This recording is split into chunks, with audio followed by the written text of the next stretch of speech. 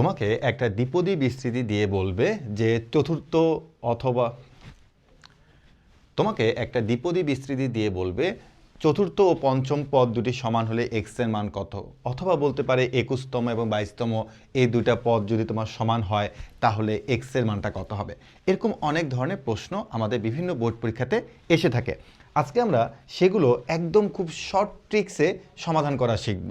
একটু খেয়াল করে দেখো, তোমাকে তারা যদি কোনো একটা দ্বিপদী বিস্তৃতি দিয়ে দেয়, দিয়ে তোমাকে বললো তারা r+1 ও rতম পদ দুটি পরস্পর সমান, তো এই জায়গাটাতে তারা তোমাকে যে কোনো ধরনের দুটা পদ দিতে পারে। তোমাকে বলতে পারে 10ম পদ 11তম পদ, তোমাকে বলতে পারে 25তম, বলতে পারে 26তম, অর্থাৎ পরপর দুইটা পদের তোমাকে তারা বলবে সমান হলে তখন তোমাকে সেখান থেকে এক্স এর মানটা বের করতে বলবে। সো আমরা এখান থেকে জাস্ট ছোট্ট এই সূত্রটা একটু মনে রাখবো ট্রিক্সের জন্য, তাহলে এই টাইপের যে কোনো অঙ্ক দিলে আমরা 5 সেকেন্ডের মধ্যে সমাধান করে ফেলতে পারবো।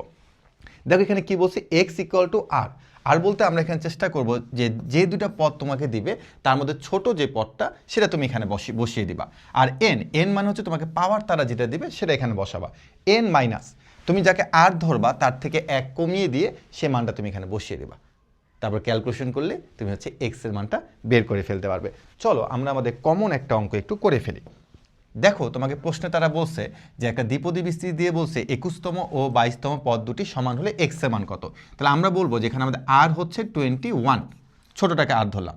তা আমাদের সূত্রের মধ্যে কি ছিল একটু মনে করো তো, যে এক্স ইকুয়াল টু উপরে হচ্ছে আর, নিচে হচ্ছে এন মাইনাস আর মাইনাস হচ্ছে 1। তাহলে আমরা আর জেনে গেছি, এখন আমাদের r-1 দরকার। তাহলে r-1 কত হবে? অবশ্যই 20, 1 কমিয়ে দিতে হবে।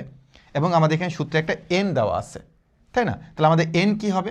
এই যে দেখো পাওয়ার কত 44, তাহলে 44 এখানে তুমি বসিয়ে দাও। তাহলে চলো একটু ক্যালকুলেশন করি। তাহলে আমাদের উপরে হচ্ছে তোমার 21, তারপর হচ্ছে 44 মাইনাস এই যে r-1 মানে হচ্ছে 20, তাহলে আমাদের হচ্ছে এখানে 21 ডিভাইড বাই হচ্ছে 24। এখন যদি তুমি এটাকে 3 দিয়ে কাটাকাটি করো তাহলে 3 সাথে 21, 3 আসতে 24, তাহলে দেখো 7/8 এটাই হচ্ছে আমার অঙ্কের অ্যান্সার।